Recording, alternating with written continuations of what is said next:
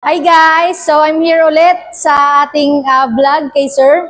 So dito ulit tayo ngayon sa Oppo Concept SM City Bacoor. Yon. So ngayon po meron kaming bagong-bago to guys, no, for pre-order pa lang itong ating Oppo Reno 14.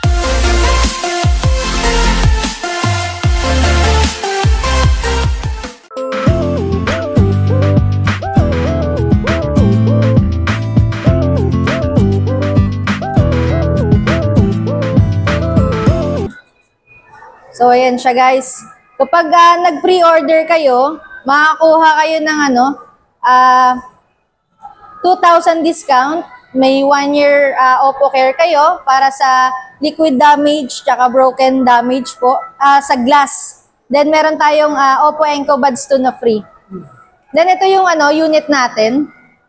Ito si Oppo Reno 14F 5G. So, meron tayong tatlong variants. So, meron tayong 8+8 256, tapos 24GB RAM 256, then meron tayong 24GB RAM 512. So, ito yung unit natin. So, ayun, ginamitan siya ng iridescent mermaid design. Kagandahan sa kanya, first in the industry to na may 12 layers micron level process. So, sa phone natin, meron na tayong AI na siya, so kagandahan sa kanya, pwede siyang gamitin pa rin sa ilalim ng tubig for up to 2 meters within 30 minutes. Then pwede din sa kanya sa hot water as long as 30 seconds naman. In 80 degrees Celsius po. So sa camera naman tayo, proceed tayo sa camera. Sa camera natin, 50 megapixel po tayo sa rear cam. Ayan. Ganda ng depth niya. Yes po. Mas maganda siya ngayon. Meron siyang 0.6 sa wide camera natin. Then, meron tayong macro lens. Yeah. So, mas maganda siya pag mas malapit. So, mas nakukuha na niya ng mas detailed. Detailed na. Yes po. Then, meron pa rin tayong underwater mode na kung saan kapag gusto natin siyang gamitin sa ilalim ng tubig. So, pag gagamitin natin siya for taking photo, volume up lang po. Tapos, down pag magte-take ng video. Yan. Tapos i-stop mo kapag i-stop mo, volume down lang ulit.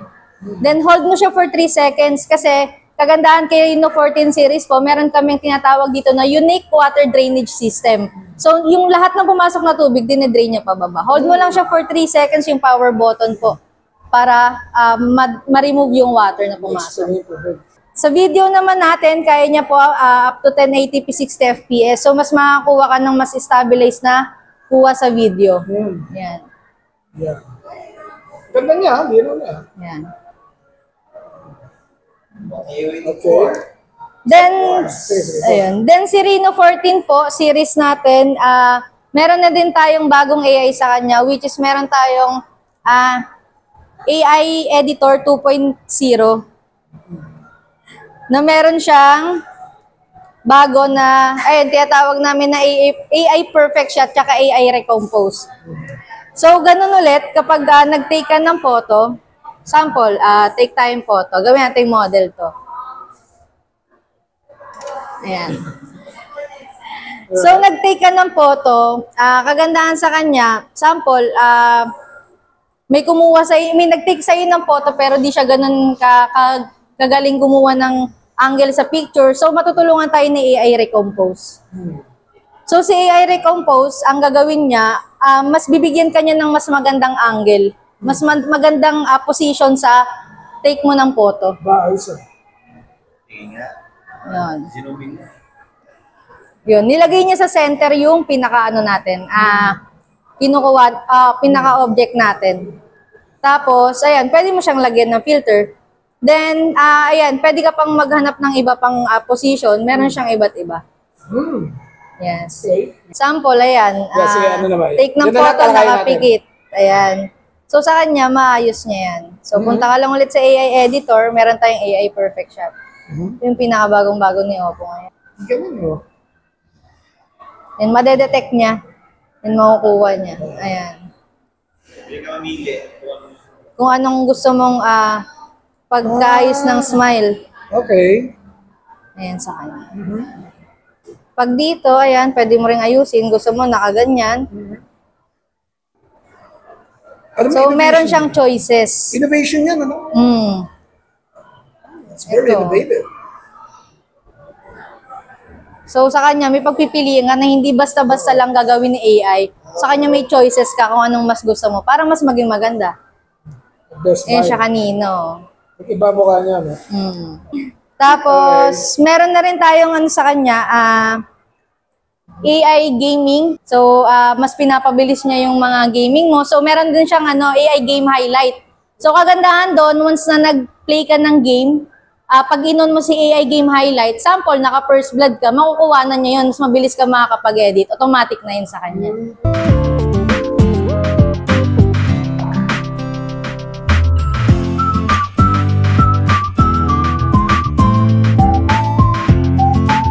Meron din tayong isa pa, which is si Oppo Reno 14 5G naman, na ganito yung design. So, naka-aluminum frame na siya. Ayan. Tapos, kagandahan sa kanya, meron siyang halo. Luminous po, halo luminous, para siyang umiilaw.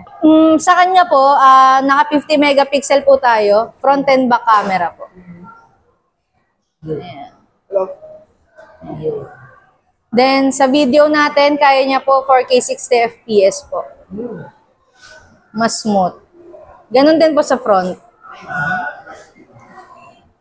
Kagandahan din pala dito, meron tayong 120 times zoom kay Reno 14 5G. Kasi hindi nawawala yung vehicle niya. Yes. Hindi lumala. Sample, nag-take tayo ng photo. Yeah. Bibigyan tayo ng Pro XDR. So, ayusin niya. Galing, no? Ayan. Ayan. Mas pinapalinaw niya. Para niyang Oo. Kahit anong ini-scan. Yes po. So, sa mga concert, okay din yan. Yes po, bagay na bagay siya. Kasi meron pala tayo ditong AI flash photography. Oo. So sa kanya, yung flash niya, kagandahan sa kanya, up to 120 lux na para kang gumamit ng fisherman's torch.